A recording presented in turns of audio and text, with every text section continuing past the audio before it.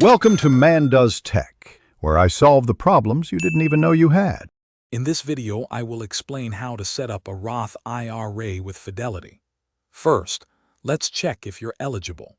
Your modified adjusted gross income must be below certain limits to contribute directly. You also need earned income from employment or self-employment.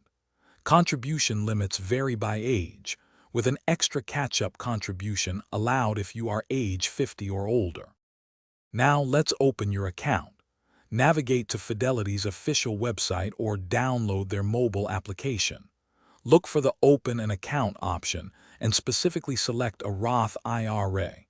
You'll then be prompted to provide personal details, including your Social Security number and complete identity verification. This process is straightforward and secure. Once your account is open, it's time to fund it.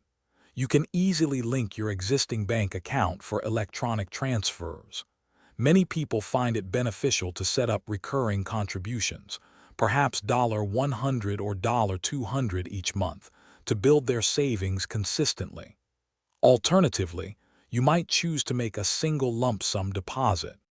Finally, the crucial step is investing your contributions. A Roth IRA grows tax-free, so selecting appropriate investments is key.